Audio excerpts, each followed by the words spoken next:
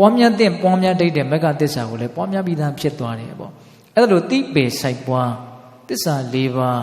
နော်ကိစ္စ၄မျိုးကိုတပြိုင်နက်တည်းနော်ပါဝင်ပြီးတော့တိသွားတယ်ဆိုတဲ့ဒါမဲ့ညာအဲ့ဒီမဲ့ညာကိုရကျင်တယ်ဆိုလို့ရှိရင်သတိပဋ္ဌာန်တရားကိုပွားများရမယ်မဲ့ညာကိုရပြီဆိုတာနဲ့နိဗ္ဗာန်ဆိုတာကိုတိတိကျကျခခဏဏသူတိသွားပြီမြင်သွားပြီပြောနိုင်သွားပြီဆိုနိုင်သွားပြီပေါ့ခုတက္ကမတို့ဦးဇင်းတို့တွေကတော့နိဗ္ဗာန်ကိုတကယ်မသိသေးတော့ဒါဦးဇင်းတို့လည်းပဲမပြောနိုင်ဘူးမဆိုနိုင်ဘူးကိုမှမသိသေးတာဟုတ်လားအဲ့တော့မဲ့ညာနှင့်တာနဲ့သိရတဲ့မျက်မှောက်ပြုရတဲ့နိဗ္ဗာန်ဆိုတဲ့တရားအထုအမြတ်ကိုမျက်မှောက်ပြုနိုင်ဖို့အတွက်သတိပဋ္ဌာန်တရားကိုပွားများရမယ်ပေါ့ဒါကဦးဇင်းတို့6ခုမြောက်အကျိုး9ခုမြောက်အကျိုးကြတော့ဘာပြောတော့နိဗ္ဗာန်တသစ္စိကရိယာယနိဗ္ဗာန်ကိုမျက်မှောက်ပြုရမယ်ဟောသောကမဲ့ညာတိနိဗ္ဗာန်ကိုမျက်မှောက်ပြုတယ်လို့ပြောခဲ့ပြီးသားဘာဖြစ်လို့အခုနိဗ္ဗာန်တသစ္စိကရိယာယနိဗ္ဗာန်ကိုမျက်မှောက်ပြုရလိမ့်မယ်လို့9ခုမြောက်အကျိုးကျေးဇူးကိုထပ်ပြောရတယ်လေမတူဘူးတဲ့9ခုမြောက်အကျိုးကျေးဇူးနိဗ္ဗာန်ကိုမျက်မှောက်ပြုတယ်ဆိုတာကဖိုလ်ဉဏ်နဲ့မျက်မှောက်ပြုတာကိုပြောတာတဲ့ဖိုလ်ဉဏ်နဲ့မျက်မှောက်ပြုတယ်ဆိုတာကကိုနိဗ္ဗာန်ချမ်းသာကိုဝင်စားခြင်းတဲ့အချိန်မှာဝင်စားလို့ရတယ်ဆိုတဲ့အဓိပ္ပာယ်စောတော့ကမဲ့ဉဏ်ဆိုတာကတစ်ချိန်ပဲသူကဖြစ်လိုက်တာမဲ့ဉဏ်ဆိုတာဖြစ်ပြီးရင်ဖိုလ်ဉဏ်ဆိုတာတန်းဖြစ်တယ်ပေါ့အဲ့ဒီဖိုလ်ဉဏ်ကတော့နောက်တစ်ချိန်မှာဒီနိဗ္ဗာန်ချမ်းသာကိုဝင်စားခြင်းတဲ့အချိန်တိုင်းမှာဝင်စားလို့ရတယ်ပေါ့တနည်းအားဖြင့်နိဗ္ဗာန်ချမ်းသာကိုမျက်မှောက်ပြုခြင်းတဲ့အချိန်မှာပြုလို့ရတယ်ပေါ့ဟုတ်လားအဲ့ဒီအကျိုးကျေးဇူးဟာလည်းပဲသတိပဋ္ဌာန်တရားကိုပွားများခြင်းဖြင့်ရလိမ့်မယ်ပေါ့တကယ်လို့သာပိဋကပေါင်းတော်အောင်တို့နော်ယန္တာဖြစ်သည့်အထိမရောက်သေးတောင်မှသောတပတ္တိမဉ္ဇဉ်ဖူဉ္ဇဉ်လောက်ရခဲ့မယ်ဆိုရင်တောင်မြတ်စွာဘုရားကသောတပတ္တိမဉ္ဇဉ်ဖူဉ္ဇဉ်ကိုရခြင်းသည်အလွန်ကြီးကျယ်တဲ့ကောင်းကျိုးချမ်းသာဟုတ်လားအလွန်ကြီးကျယ်တဲ့ကောင်းကျိုးချမ်းသာပထဗျာဧကရစ္စေနတက္ကတဂမနေနဝါသဗ္ဗလောကတိပစ္စေနသောတပတ္တိဖလံဝရကြားဘူးတယ်ထင်ပါတယ်ဒီကာထာလေးအနာတပိယတာကာလကိုအကြောင်းပြုပြီးတော့ဟောတာနော်ပထဗျာဧကရစ္စေနနော်ဒီမြေပြင်ကြီးတစ်ခုလုံးကိုတယောက်တည်းအစိုးရတယ်လို့ဆိုတဲ့ဧကိယမင်းဖြစ်ရတာထက်၎င်းပထဗျာဧကရစ္စေနတက္ကတဂမနေနဝါချမ်းသာလာပါတယ်လူစည်းတွေနဲ့အများကြီးတာပါတယ်ဆိုတဲ့နတ်ရွာလောကကိုရောက်ရတာထက်၎င်းသဗ္ဗလောကဓိပစ္စေနအဲ့ဒီနတ်ပြည်လောကကြီးအပေါင်းအားလုံးသောလောကကြီးကိုအစိုးရရတာထက်၎င်းကဲလောကီစည်းတွေတော့ကုန်သွားပြီနော်ပထဗျာဧကရစ္စေနတက္ကတဂမနေနဝါသဗ္ဗလောကဓိပစ္စေနနော်အဲ့ဒါဒီထက်သောတပတ္တိဖလံဝရသောတပတ္တိမဉ္ဇဉ်ဖူဉ္ဇဉ်ကိုရရခြင်းကပို့ပြီးတော့မြင့်မြတ်တယ်လို့မြတ်စွာဘုရားဟောတာအဲ့ဒီစည်းစိမ်တွေဆိုတာကအချိန်မရွေးရှော့ကျသွားနိုင်တယ်ဆုံးရှုံးပျက်စီးပြီးတော့အလွန်ကြီးကျယ်တဲ့ဆင်းရဲဒုက္ခနဲ့လည်းရင်ဆိုင်ရသွားစေနိုင်တယ်အကယ်၍သာသောတပတ္တိမဉ္ဇဉ်ဖူဉ္ဇဉ်ကိုရမယ်ဆိုရင်အမခံချက်ရှိသွားပြီမဆင်းရဲတော့ဘူးဆိုတာအနာဂတ်ရေးအတွက်စိတ်အေးသွားရပြီပေါ့စောသောကအရာတွေကအခုလုံးလုံးစေဘလောက်ပဲကောင်းနေတယ်ပြောအနာဂတ်ရေးကိုစိတ်အေးရတယ်ဆိုတဲ့အပိုင်းသူ့မှာမပါအဲ့တော့ပိဋကပေါင်းတော်တော်တို့မဉ္ဇဉ်ဖူဉ္ဇဉ်ဆိုတာလူငယ်တွေလူချင်းစိတ်ပေါက်အောင်ပြောရရင်တော့အနာဂတ်ရေးကိုစိတ်အေးရသေးတယ်ငါဘာမှဖြစ်မှလေလေလို့တွေးเสียပူเสียမရှိတော့ဟုတ်လားအဲ့လိုမျိုးစိတ်ချရတဲ့တေချာတဲ့ရေရာတဲ့အနာဂတ်တစ်ခု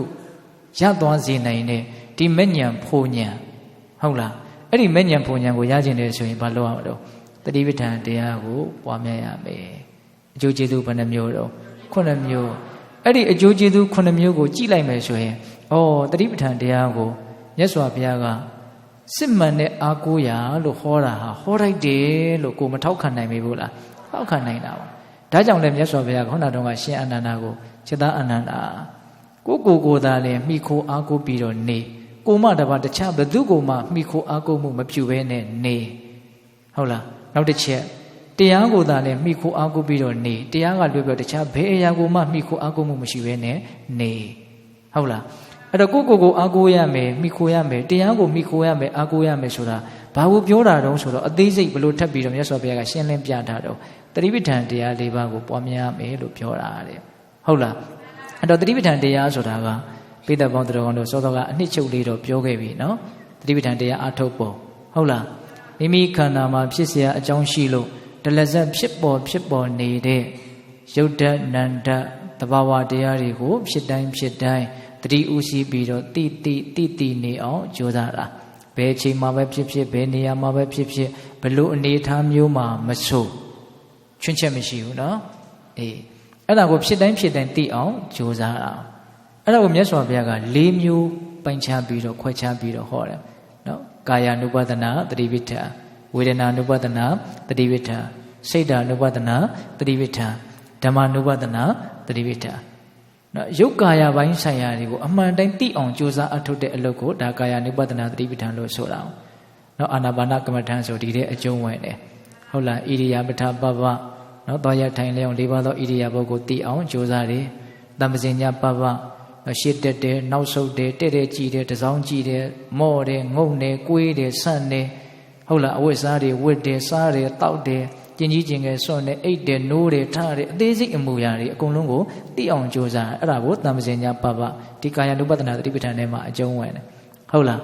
ပြီးတော့32မျိုးသောကုဋ္ဌာတအစုဝေးကိုသိအောင်မြင်အောင်ကြိုးစားအထုတ်တဲ့အလုပ်ပฏิကူလမနတိကာရပပဆိုပြီးတော့ဒီကာယ ानु ပဒနာတတိပဋ္ဌာန်ထဲမှာပဲအကျုံးဝင်တယ်နောက်ဦးဇင်းတို့ဓာတုမနတိကာရပပဆိုပြီးတော့ဓာတ်ကြီး၄ပါးခန္ဓာကိုယ်မှာနော်ပထဝီအာဝတ္တေဇောဝါယောဓာတ်တဘာဝတွေအမှားကအနေထားပြီးတော့တိဆောက်ထားတာကိုသိအောင်မြင်အောင်ကြိုးစားတာနော်အေးအဲ့တော့ဦးဇင်းတို့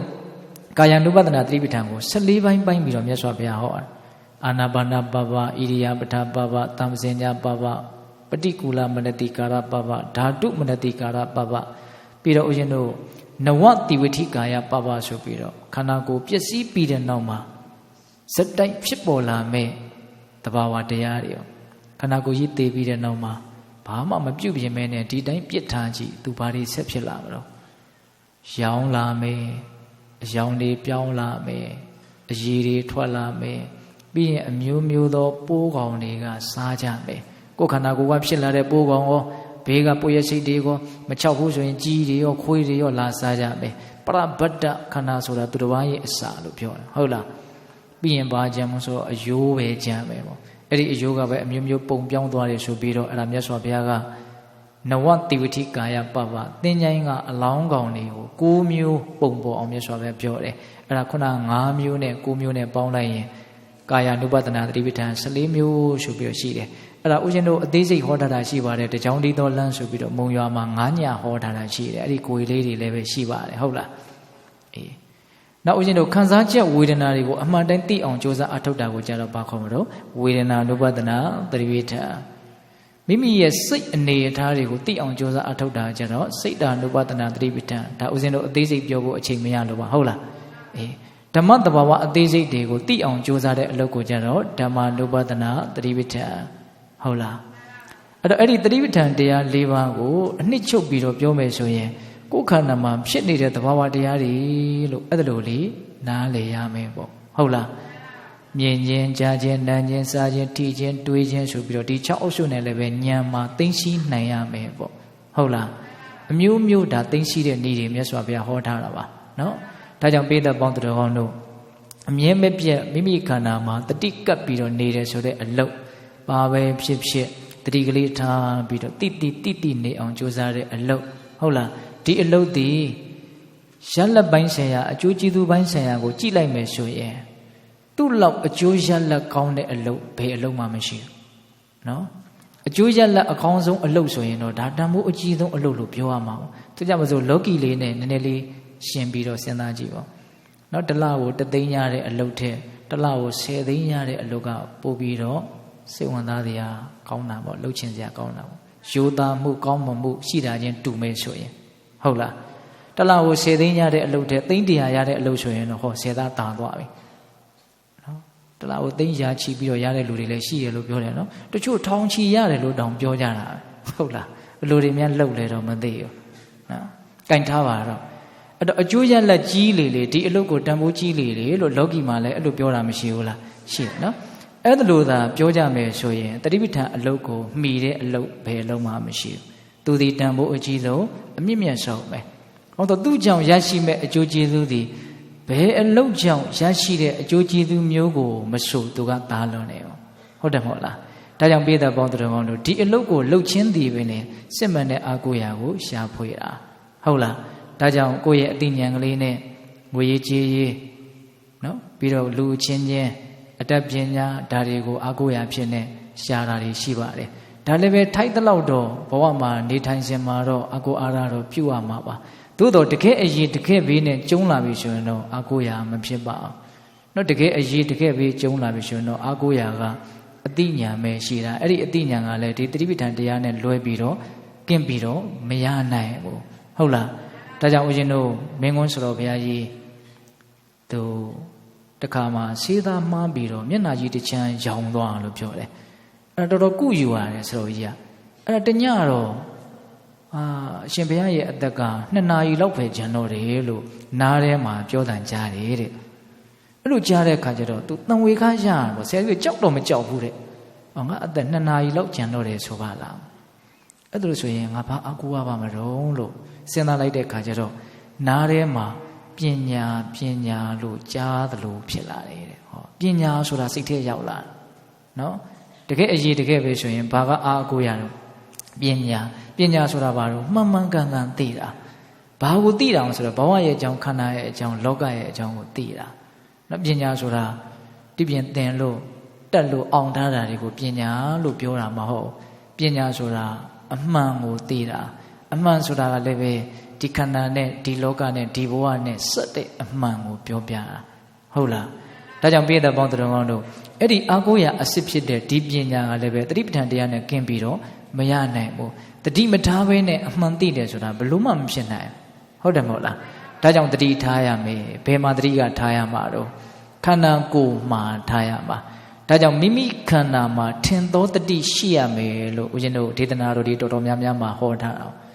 ခန္ဓာမှာထင်သောတတိရှိရမယ်ဟုတ်လားခန္ဓာဆိုတာကရုပ်ခန္ဓာရှိတယ်နာမ်ခန္ဓာရှိတယ်ရုပ်ခန္ဓာကသိတာတဲ့ထင်ရှားတယ်သူ့ကိုသိရအောင်လုပ်ဖို့အတွက်လွယ်တယ်ပေါ့နာမ်ခန္ဓာကတော့သိခဲတယ်ထင်ရှားမှုလည်းသိပြီးတော့မရှိတဲ့အတွက်ကြောင့်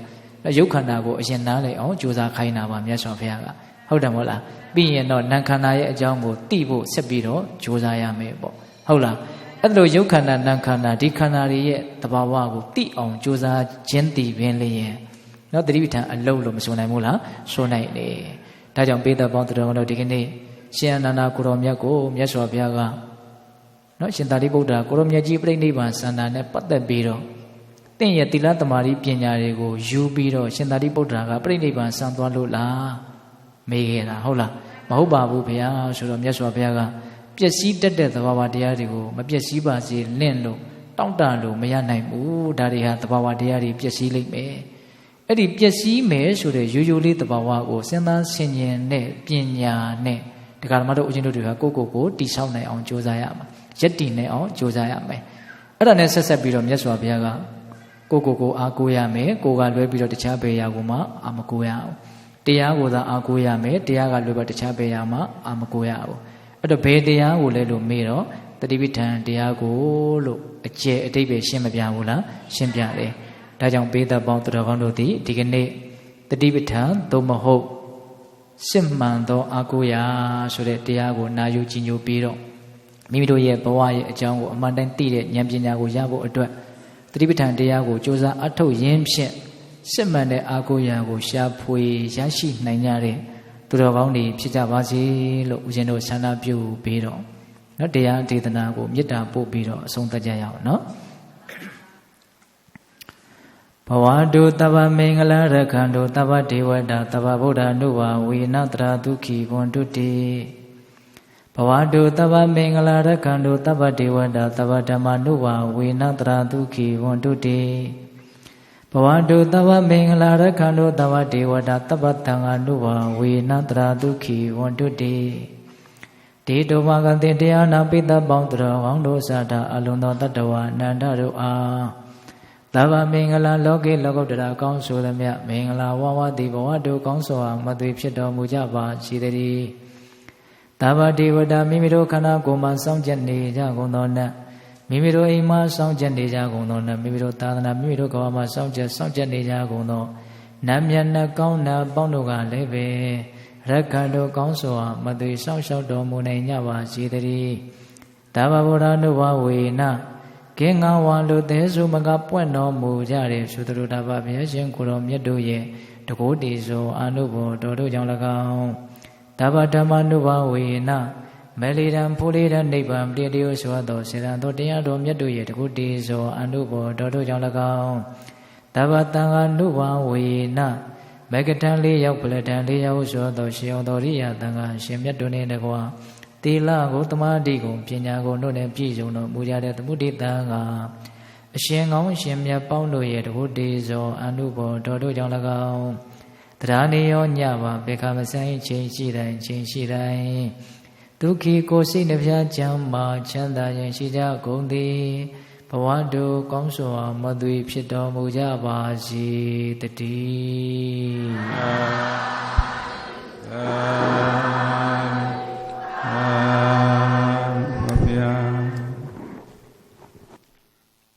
မင်္ဂလာပါရှင်ဗျာခန္ဓာစီစဉ်2ရ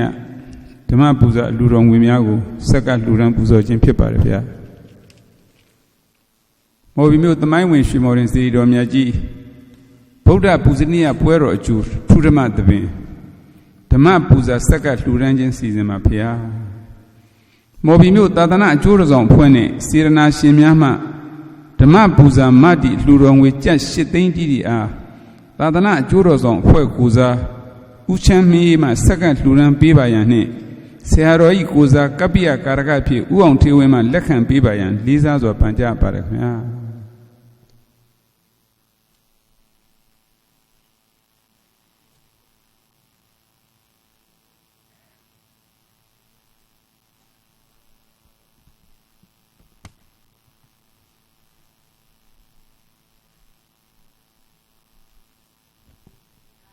သာရုသာရုသာရုဆက်လက်ပြီးတော့မော်ဘီမြို့သူမြို့သားများနှင့်9ရက်သားသမီးများစုပေါင်းလှူဒန်းသောဓမ္မပူဇာလှူတော်ငွေကျပ်4,500,000အားအများပြည်သူ9ရက်သားသမီးများကိုစားဦးစိုးနိုင်ဦးမှစက္ကန့်လှူဒန်းပေးပါရန်နှင့်ဆရာတော်ကိုစားကပ္ပိယကာရကဖြစ်ဦးအောင်ထေဝင်းမှာပဲလက်ခံပေးပါရန်လေးစားစွာပန်ကြားပါတယ်ခင်ဗျာ